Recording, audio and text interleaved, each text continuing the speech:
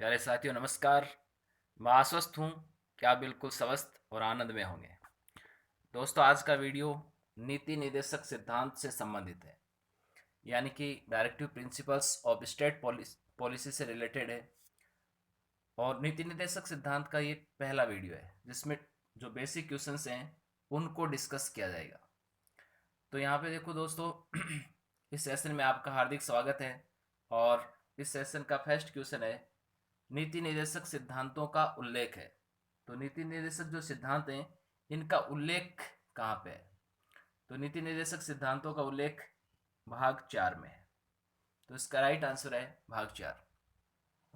दोस्तों आप जानते हैं कि भाग फर्स्ट में भारतीय संघ और उसके राज्य क्षेत्र का उल्लेख किया गया था, जिसको अपन ने पढ़ा था।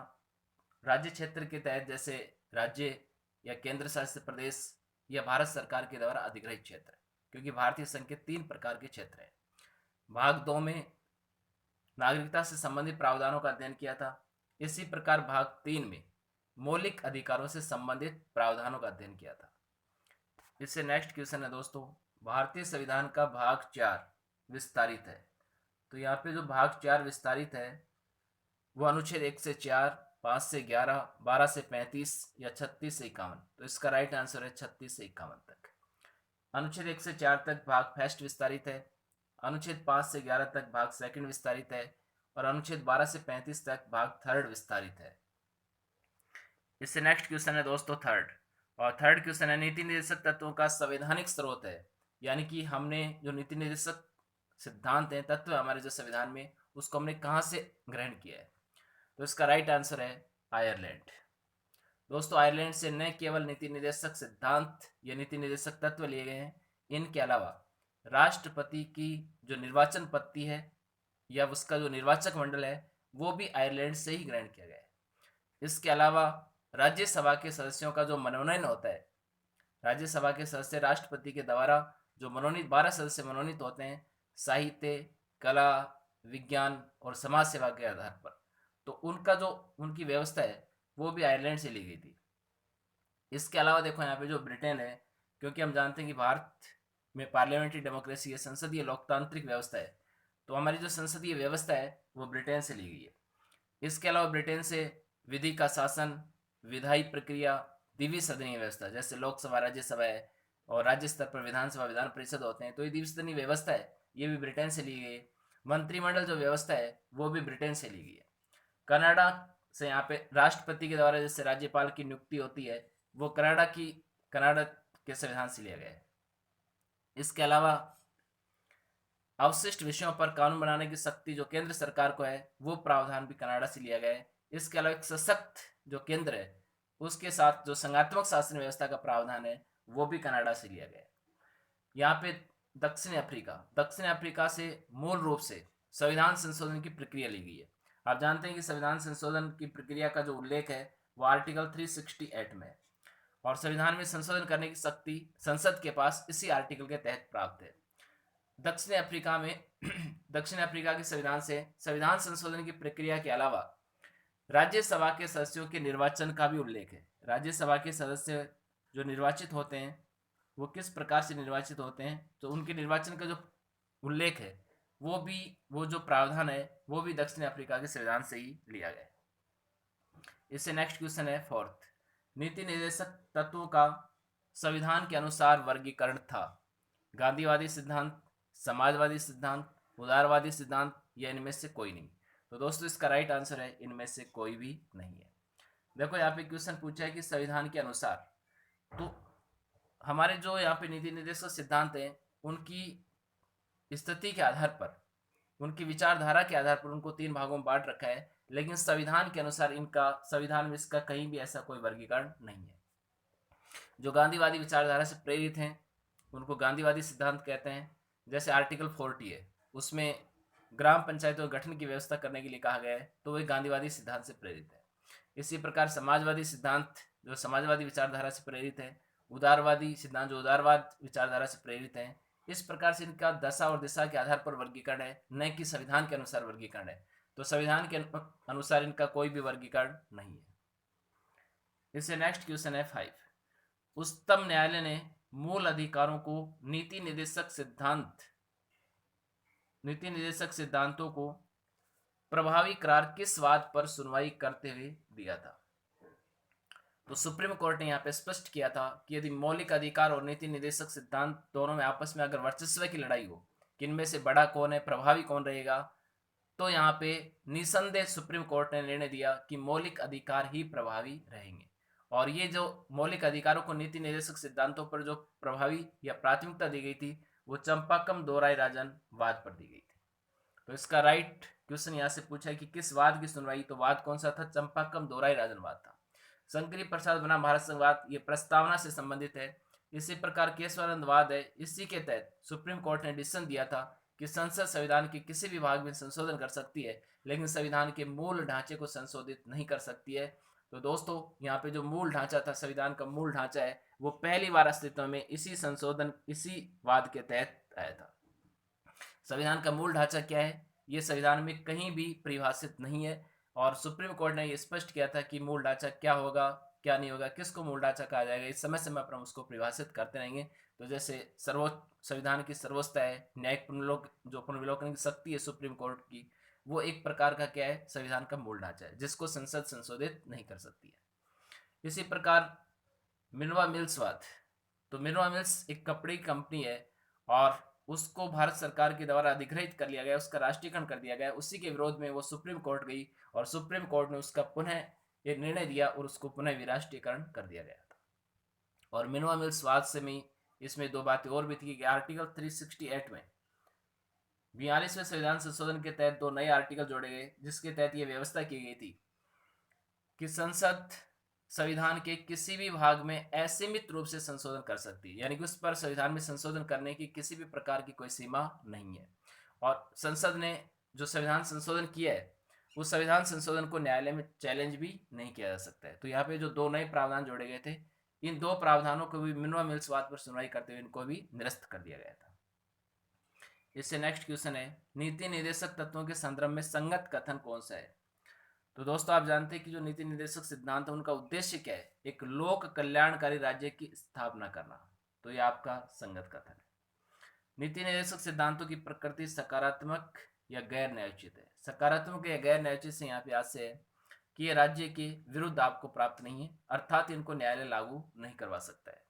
तो ये भी संगत कथन है।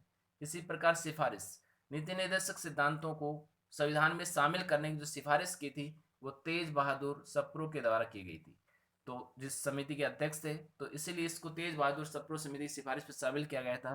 तो ये भी आपका संगत कथन है। इससे नेक्स्ट मान्यता, नीति निर्देशक जो तत्व होते हैं वो एक सामुदायिक कल्याण के लिए होते हैं, न कि व्यक्तिगत कल्याण के लिए होते हैं, और इनको लागू करवाने के लिए कानून बनाने की आवश्यकता पड़ती है। तो इनकी मान्यता कैसी है? कानूनी, राजनीतिक और नैतिक। तो दोस्तों नीति निर्देशक जो तत्व हैं उनकी मान्यता केवल राजनीतिक और नैतिक है, कानूनी मान्यता उनको नहीं है। कानूनी मान्यता मौलिक अधिकारों को है, तो ये आपका असंगत कथन है। इसी प्रकार इनको लागू करने के लिए किसकी आवश्यकता होती है? विधान के माध्यम से ही लागू किया जा सकता है, कानून बनाने की आवश्यकता पड़ती है। जैसे आर्टिकल 39D में पढ़ेंगे कि स्त्री और पुरुष को समान कार्य के लिए समान वेतन प्राप्त होना चाहिए, लेकिन इसको लागू करने के लिए संसद ने कानून बनाया, समान पारिश्रमिक अधिनियम 1976, जिसके तहत उसको क्रियान्वित किया गया था। तो इसको लागू करने के लिए विधान की आवश्यकता पड़ती है। तो यहाँ पे आपको संगत कथन पूछा है, तो संगत कथन ए, बी, सी और ई। तो ए, बी, सी, ई थर्ड ऑप्शन में, तो इसका राइट आंसर होगा थर्ड ऑप्शन। इससे नेक्स्ट क्वेश्चन है, नीति निर्देशक सिद्धांतों के संदर्भ में कौन सा कथन संगत है? और यहाँ पे कुछ कथन गए गए हैं, जैसे केटी शाह ने कहा कि जो नीति निर्देशक सिद्धांत है वो एक ऐसा चेक है जिसका भुगतान बैंक की सुविधा पर निर्भर करता है। कहने का मतलब ये था, इन्होंने एक व्यंग्यात्मक भाषा में इन्होंने बात की कि जो नीति निर्देशक सिद्धांत हैं वो न्यायालय के द्वारा लागू नहीं है, तो आप चाहो तो उनका पालन कर सकते हो, सभी का कर सकते हो, चाहो तो एक का करो, चाहो तो दो का करो, चाहो तो किसी का पालन नहीं करो। तो केटी शाह ने इनकी तुलना एक ऐसे चेक से की है जिसका भुगतान बैंक की सुविधा पर निर्भर करता है। नसीरुद्दीन ने कहा कि नीति निर्देशक सिद्धांत नव वर्ष के प्रस्तावों की तरह है, यानी कि नए साल पे जो ऑफर आते हैं वो जनवरी तक सीमित हैं और जनवरी तक वो ऑफर समाप्त हो जाते हैं, तो ये भी ज़्यादा समय तक चलने वाले सिद्धांत नहीं है। टी कृष्णाचार्य ने कहा कि ये सिद्धांत भावनाओं का हमारे जो मस्तिष्क में भावनाएं हैं उनका एक प्रकार से स्थायी कूड़ाघर है और इससे ज़्यादा कुछ भी नहीं है। केसी विहर ने कहा कि ये लक्ष्य और हमारी जो आकांक्षाएं हैं उनका एक प्रकार का घोषणा पत्र है। लक्ष्य और आकांक्षाओं का घोषणा पत्र है। इसी प्रकार केसी विहर ने कहा सॉरी भीमराव अम्बेडकर ने कहा कि ये विशेषता वाले तत्व हैं, यानी इनका बहुत ज़्यादा इंपॉर्टेंस है। और ग्रेनविल ऑस्टिन ने तो इसको कहा कि जो मौलिक अधिकार और नीति निर्देशक सिद्धांत दोनों को अगर मिला दिया जाए तो ये संविधान की आत्मा के बराबर है। तो इस प्रकार से जितने भी कथन हैं सारे के सारे कथन राइट हैं। तो इसका आंसर आएगा उपयुक्त सभी। इससे नेक्स्ट क्वेश्चन है, हमारा वास्तविक और अंतिम उद्देश्य सामाजिक आर्थिक सामाजिक और आर्थिक लोकतंत्र की स्थापना करना है, न कि राजनीतिक लोकतंत्र की स्थापना करना। यहाँ पे सामाजिक लोकतंत्र से आशय है कि समाज में व्याप्त जो विविधताएं हैं उनको समाप्त करना, जैसे सामाजिक जो न्याय है वो प्रदान करना, आर्थिक न्याय जैसे आर्थिक आधार पर जो विषमता है उसको समाप्त करना, सभी को समान न्याय देना, सभी के साथ समान व्यवहार करना, तब एक लोक कल्याणकारी राज्य की स्थापना होगी। केवल राजनीतिक लोकतंत्र की स्थापना करने से एक लोक कल्याणकारी राज्य की स्थापना नहीं हो सकती है। तो ये जो कथन है कि हमारा वास्तविक और अंतिम उद्देश्य सामाजिक और आर्थिक लोकतंत्र की स्थापना करना है, न कि केवल राजनीतिक लोकतंत्र की स्थापना करना, ये डॉक्टर भीमराव अंबेडकर का कथन है। इससे नेक्स्ट है, निम्नलिखित में से कौन सा अनुच्छेद 42वें संविधान संशोधन के तहत शामिल किया गया था? तो ऐसा कौन सा आर्टिकल है नीति निर्देशक सिद्धांत के तहत जो 42वें संविधान संशोधन के तहत जोड़ा गया? तो आप जानते हैं कि 42वां जो संविधान संशोधन है जिसको मिनी कॉन्स्टिट्यूशन भी कहते हैं, और 42वें संविधान संशोधन में इंदिरा गांधी सरकार के समय संविधान के हर एक भाग को छेड़ने का प्रयास किया गया है। तो यहाँ पे जो नीति निर्देशक सिद्धांत हैं उसमें भी 3 नए नीति निर्देशक सिद्धांत जोड़े गए थे, और वो 3 कौन कौन से थे? 39 क, 43 क और 48 क। तो आपसे यहाँ पे पूछा गया है कि कौन सा शामिल नहीं है, तो शामिल कौन सा नहीं था? 43 क नहीं था। तो आपका राइट आंसर होगा सी, 43 क इसमें शामिल नहीं था। 39 क किसकी बात करता है? सभी को समान न्याय और निःशुल्क कानूनी सहायता प्रदान करने की बात करता है। 43 क उद्योगों के प्रबंध में कर्मकारों या श्रमिकों की भागीदारी की बात करता है कि कोई भी उद्योग धंधा है तो उसमें भी जितने भी श्रमिक होते हैं उनका भी एक उनमें भी लीडरशिप होनी चाहिए और उनको भी मैनेजमेंट सिस्टम में उनकी भी पार्टिसिपेशन होना चाहिए। 48 क यहाँ पे पर्यावरण के संरक्षण की बात करता है, पर्यावरण के संरक्षण और जीवों के संरक्षण की बात करता है। तो इस प्रकार से यहाँ पे जो 43 ख है, यहाँ से भी इंपॉर्टेंट क्वेश्चन पूछा जा सकता है कि 43 ख का समावेश किस संशोधन के तहत किया गया था? तो इसमें सहकारी समितियों के स्वैच्छिक गठन की बात है, और सहकारी समितियों का स्वैच्छिक गठन 97वें संविधान संशोधन अधिनियम 2012 के तहत किया गया था। तो 43 ख का जो समावेश किया गया था वो 97वें संविधान संशोधन अधिनियम 2012 के तहत किया गया था। इससे नेक्स्ट है, संसद द्वारा विधिक सेवा प्राधिकरण अधिनियम को कब अधिनियमित किया गया था? क्योंकि आर्टिकल 39 क में ये व्यवस्था है कि सभी को समान न्याय मिले और सभी को निःशुल्क कानूनी सहायता प्राप्त हो। तो इसके लिए संसद ने इसको प्रभावी बनाने के लिए, इसको क्रियान्वित करने के लिए कानून बनाया कि विधिक सेवा प्राधिकरण अधिनियम, और ये विधिक सेवा प्राधिकरण अधिनियम कब बनाया गया था? 1987 में बनाया गया था। इसके अलावा देखो 1961 में क्या था? आप जानते हैं कि आर्टिकल 42 हम पढ़ेंगे तो उसमें व्यवस्था है कि अगर कोई महिला कर्मकार है, श्रमिक है, तो उसके लिए प्रसूति सहायता का प्रबंध करने का जो दायित्व है वो राज्य का बनता है। तो प्रसूति जो प्रसुविधा अधिनियम मिलती है, जो मातृत्व अवकाश मिलता है प्रसव काल के दौरान, तो वो भी आर्टिकल इसी 1961 के अधिनियम के तहत ही मिलता है कि प्रसूति प्रसुविधा अधिनियम जो बनाया गया था संसद के द्वारा वो 1961 में बनाया गया था। इसके अलावा जो जीवन बीमा है उसका राष्ट्रीयकरण 1956 में किया गया था, और सामान्य बीमा का राष्ट्रीयकरण 1971 में किया गया था। तो यहाँ पे आपका विधिक सेवा प्राधिकरण है ये 1987 में, तो इसका राइट आंसर है बी। तो दोस्तों बहुत बहुत शुक्रिया, धन्यवाद।